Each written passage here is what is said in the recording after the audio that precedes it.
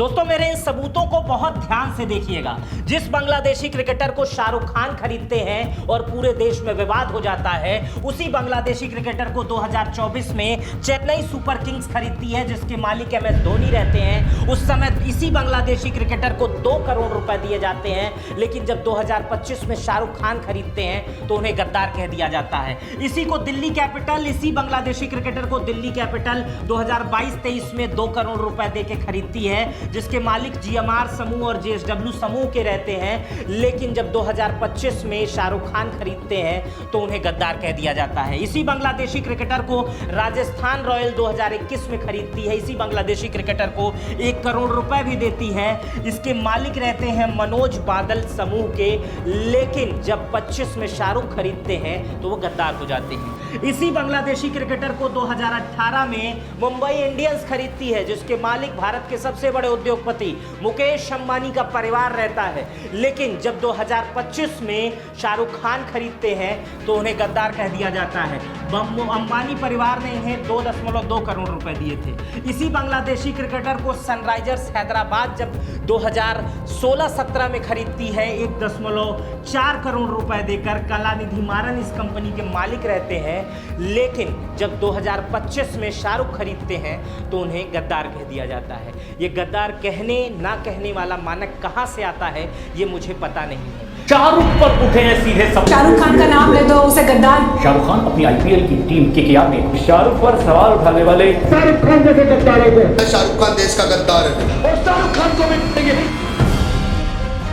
बांग्लादेश की अगर बात करें तो बांग्लादेश में जो हो रहा है उससे हमारा भी खून पसीज रहा है। लेकिन भारत के प्रधानमंत्री ने अब तक उस मामले पर कुछ नहीं बोला है। आज मैं आपके सामने दोस्तों कुछ ऐसे सबूत लाया हूं जिसे अगर आप देखेंगे तो बहुत कुछ समझेंगे कि राजनीति में और इस सब जगहों पर सस्ती लोकप्रियता पाने के लिए कुछ सस्ते लोग इस तरह के सस्ते बयान देते हैं और उसके बाद मीडिया में इसे दिखाया जाता है और उसके बाद से उनकी लोकप्रियता बढ़ जाती है। इसीलिए आज मैंने तय किया है कि शाहरुख खान को जिन्होंने कुछ बोला है उनके विषय में मैं नाम तक उनका नहीं लूंगा, लेकिन उनकी ये मेरी वीडियो उन तक जरूर पहुंचा दीजिएगा ताकि पता चल जाए कि भारत का इतना बड़ा अभिनेता जो दुनिया भर में नाम करता है, जो 100 करोड़ से अधिक टैक्स खुद पे करता है, जो भारत के प्रति इतना प्रेम रख करता है, अगर उसको भारत के व्यक्ति ही गलत बोलेंगे तो हम जैसे भारत के लोग ही उसके समर्थन में आके उसके बारे में बताएंगे और कुछ ऐसी चीजें बताएंगे जो लगे कि भारत सरकार भी उसको बहुत प्यार करती है, लेकिन भारत में कुछ सस्ते टाइप के लोग हैं, वो बस कुछ किसी कारणों से उनका अपनी लोकप्रियता के लिए, कारण कोई नहीं है, अपनी लोकप्रियता के लिए उसका विरोध करते हैं। अब उनका नाम तो लेना नहीं है, इसलिए मैं आपको कुछ ऐसे सवाल प्रेषित कर रहा हूं, ये पहुंचाइएगा और उन लोगों तक पहुंचाइएगा जो शाहरुख खान को गद्दार कह रहे हैं। शाहरुख खान भारत को 100 करोड़ रुपए का टैक्स पे करते हैं हर महीने और हर साल, और इसके बारे में मैं और कुछ बताऊंगा, लेकिन ये सवाल पहुंचाइएगा। सवाल नंबर 1, भारत सरकार ने बांग्लादेशी क्रिकेटरों पे कोई बैन नहीं लगाया है। भारत सरकार का मित्र देश है बांग्लादेश, भारत सरकार ने कोई बैन नहीं लगाया है, तो शाहरुख खान ने अगर क्रिकेटर को खरीद लिया, बांग्लादेशी क्रिकेटर को, तो वो गद्दार कैसे हो गए। सवाल नंबर 2, अमित शाह के लड़के जय शाह ने 1 दिसंबर 2024 से अंतर्राष्ट्रीय क्रिकेट परिषद ICC के चेयरमैन का पद संभाला है, लेकिन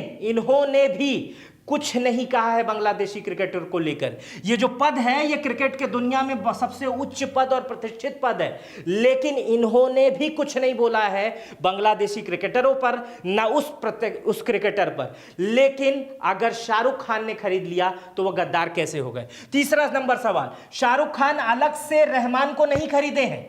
शाहरुख खान पूर्व निर्धारित IPL के विदेशी खिलाड़ियों में शामिल रहमान को खरीदे हैं, मतलब वो अलग से बुला के नहीं लाए शाहरुख खान। IPL के सूची में BCCI ने, IPL ने उसे निर्धारित कर रखा था, मतलब भारत ने खुद आमंत्रित किया था कि आओ हमारी सूची में शामिल हो, उसके बाद शाहरुख खान ने खरीदा है, तो वह गद्दार कैसे हो गए। चौथा सवाल, खालिदा जिया को आप जानते हैं, खालिदा जिया बांग्लादेश की प्रधानमंत्री हैं। खालिदा जिया का निधन 30 दिसंबर को हुआ। इस निधन के बाद पूरे भारत में शोक मनाया गया, पूरे भारत ने शोक मनाया गया, उन्हें श्रद्धांजलि दी गई और इसका प्रतिनिधित्व करने भारत के विदेश मंत्री S जयशंकर 31 दिसंबर को यानी अब से 2 दिन पहले ढाका गए और उन्हें जाकर वहां श्रद्धांजलि दी।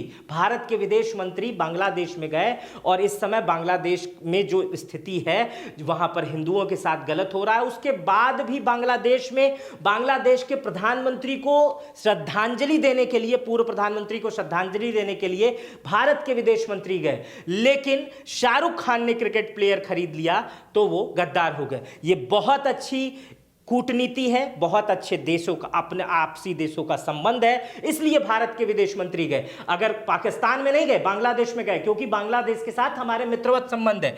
उसी बांग्लादेश की जो खालिदा जिया हैं, उनको भारत के रक्षा मंत्री राजनाथ सिंह ने 1 जनवरी 2026 को बांग्लादेश के उच्च आयोग में श्रद्धांजलि पुस्तक में लिखा उनके बारे में और उन्हें श्रद्धांजलि दी, भारत सरकार की संवेदना व्यक्त की। लेकिन अगर शाहरुख खान खरीद लेते हैं बांग्लादेशी प्लेयर तो वो गद्दार हो जाते हैं। और कुछ समझाता हूं। वर्तमान में बांग्लादेश की पूर्व प्रधानमंत्री शेख हसीना भारत में ही मौजूद हैं।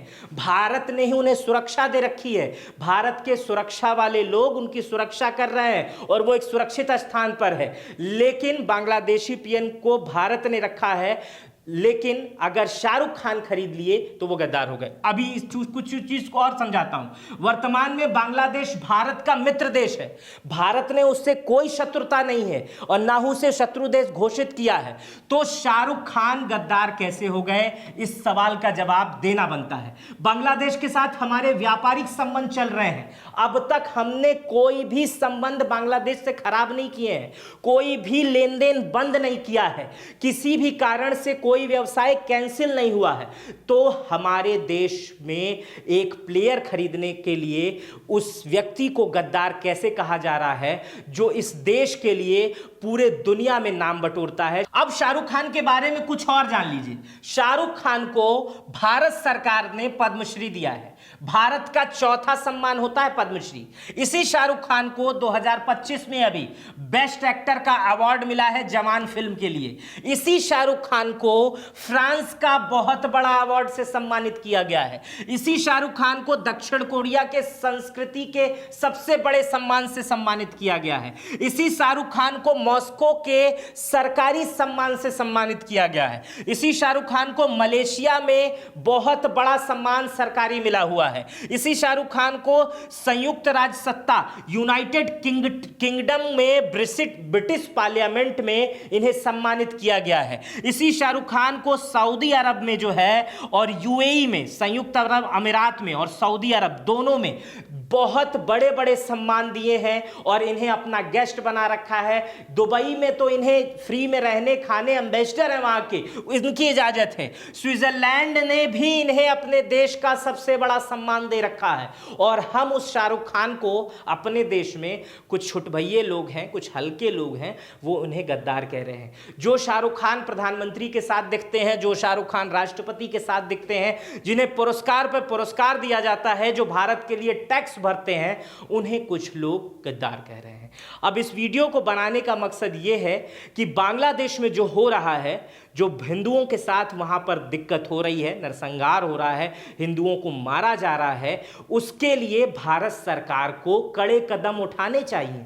प्रधानमंत्री मोदी को वहां के प्रधानमंत्री, जो सस्ते बजट के प्रधानमंत्री लगते हैं, शकल से ही गरीब लगते हैं, उन्हें फोन करके कायदे से समझाना चाहिए कि हमारे देश में जिस तरह हिंदुओं की इज्जत है, अगर आप वहां नहीं करेंगे तो हम पे एक्शन लेंगे। जिस तरह अमेरिका करता है। अमेरिका का एक नागरिक किसी देश में अगर उसको दिक्कत होती है ना, तो सीधे वहां का राष्ट्रपति वहां के प्रधानमंत्री या राष्ट्रपति को फोन करके समस्या कर देता है। हमारे नागरिक तो नहीं है, लेकिन हिंदू हैं और हिंदू का रिलेशन भारत से है, तो भारत के प्रधानमंत्री को, सस्ते बजट वाले प्रधानमंत्री को फोन करके समझाना चाहिए। और अगर कुछ भी ना समझा पाए तो उन्हें यह तो समझाना चाहिए कि भारत में एक राज्य है उत्तर प्रदेश, वहां एक मुख्यमंत्री है योगी।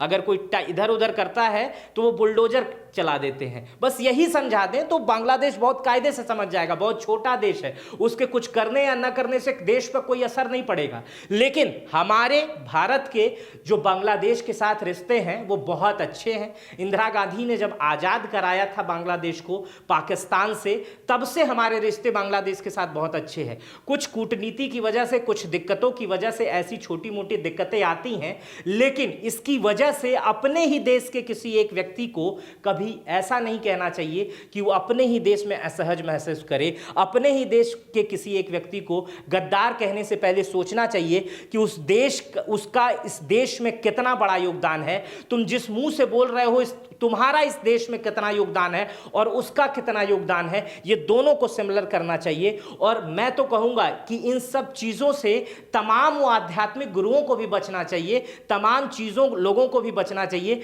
जो इतनी बड़ी सेलिब्रिटी को इस तरह की बातें कर रहे हैं। अगर आप इस तरह करेंगे तो बहुत सारे लोग जो आप पे भरोसा करते हैं, मेरे ख्याल से वो भरोसा करना भी खत्म कर देंगे। अगर आप किसी को जो भारत का नागरिक है उसको जाति और धर्म के नाम पर इस तरह बोलेंगे तो मेरे ख्याल से ये ठीक नहीं है। मैंने सारी बातें शाहरुख खान को लेकर बताई, इस विवाद को लेकर बताई, बांग्लादेशी क्रिकेटर को लेकर बताई। इस वीडियो पर आपकी क्या प्रतिक्रिया है आप मुझे कमेंट बॉक्स में बताइएगा। आप ये वीडियो कहां से देख रहे हैं ये भी मुझे कमेंट बॉक्स में बताइएगा। चैनल पे नए हैं तो सब्सक्राइब कर बेल आइकन दबा दीजिएगा। ज्वाइन बटन पे आएंगे तो मुझे और अच्छा लगेगा। मेरा नाम मित्र प्रकाश है।